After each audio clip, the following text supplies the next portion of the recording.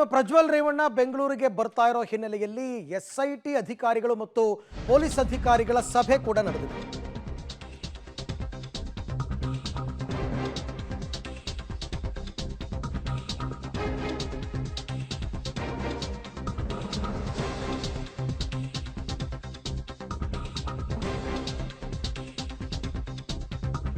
So SIT ADGP BK Singh ಮತ್ತು police ಅಧಿಕಾರಿಗಳ ಸಭೆ ನಡೆದಿದೆ. ಪ್ರಜ್ವಲ್ ಬಂಧನ ಕುರಿತಂತೆ ಪೊಲೀಸ್ ಅಧಿಕಾರಿಗಳ ಸಭೆ ನಡೆದಿದೆ. ಏರ್ಪೋರ್ಟ್ಗೆ ಪಕ್ಷದ ಕಾರ್ಯಕರ್ತರು ಬರ್ತಾರೆ.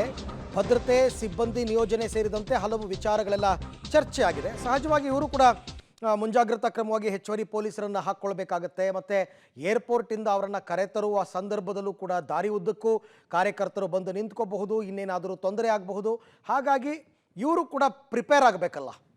ಅಲ್ಲಿಂದ ಕರ್ಕೊಂಡು ಬಂದು ಮತ್ತೆ ಅವ್ರನ್ನ CID ಕಚೇರಿ ಅಂದರೆ SIT ಕಚೇರಿ ತನಕ ಕರ್ಕೊಂಡು ಬರೋ ತನಕ ಭದ್ರತೆಯ ವಿಚಾರಕ್ಕೆ ಸಂಬಂಧಪಟ್ಟಂತೆ ಇವತ್ತೊಂದು ಮೀಟಿಂಗನ್ನು ಮಾಡಿದ್ದಾರೆ. SIT ADGP BK ಸಿಂಗ್ ಮತ್ತು ಪೊಲೀಸರು ಸಭೆ ನಡೆಸಿದ್ದಾರೆ.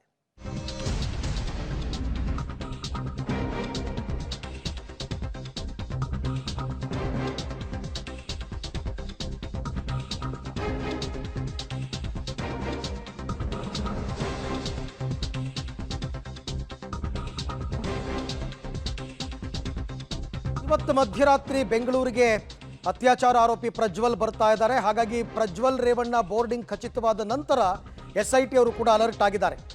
ಈ ಇಮಿಗ್ರೇಷನ್ ತಂಡದೊಂದಿಗೆ SIT ಅಧಿಕಾರಿಗಳು ಚರ್ಚೆಯನ್ನು ಕೂಡ ನಡೆಸಿದ್ದಾರೆ.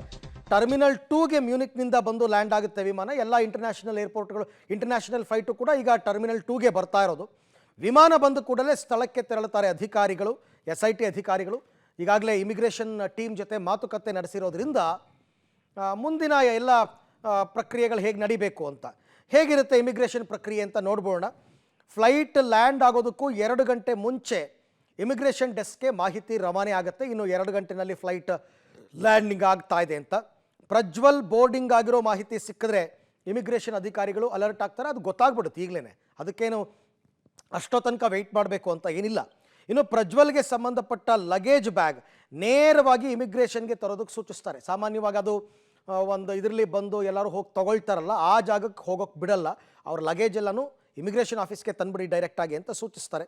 ಇಮಿಗ್ರೇಷನ್ ಡೆಸ್ಕ್ ಬಳಿ ಪ್ರಜ್ವಲ್ ಡಿಪ್ಲೊಮ್ಯಾಟಿಕ್ ಪಾಸ್ಪೋರ್ಟ್ಗೆ ಸ್ಟ್ಯಾಂಪ್ ಹಾಕ್ತಾರೆ. ಅಂದರೆ ಈ ಥರ ಇವರು ಟ್ರಿಪ್ ಹೋಗಿದ್ದರು, ಇಷ್ಟು ದಿನಗಳ ಒಳಗಡೆ ವಾಪಸ್ ಬಂದಿದ್ದಾರೆ ದೇಶಕ್ಕೆ ಅಂತಂದ್ಬಿಟ್ಟು ಸ್ಟ್ಯಾಂಪ್ ಆದ ಕೂಡಲೇ ಇಮಿಗ್ರೇಷನ್ ಅಧಿಕಾರಿಗಳು SIT ವಶಕ್ಕೆ ಒಪ್ಪಿಸ್ತಾರೆ. ಅಂದರೆ ಫಸ್ಟ್ ಅವ್ರು ವಶಕ್ಕೆ ತಗೋತಾರೆ. ತಗೊಂಡು ಆತನನ್ನು ಹಸ್ತಾಂತರ ಮಾಡುವಂತಹ ಕೆಲಸ ನಡೆಯುತ್ತೆ.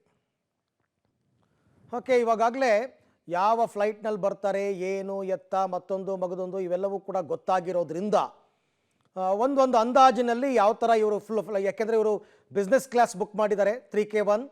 ಆ ಬಿಸ್ನೆಸ್ ಕ್ಲಾಸ್ನಲ್ಲೇ ಇವರು ಬರ್ತಕ್ಕಂಥದ್ದು, ಎಕನಾಮಿಕ್ ಕ್ಲಾಸ್ ಅಲ್ಲ.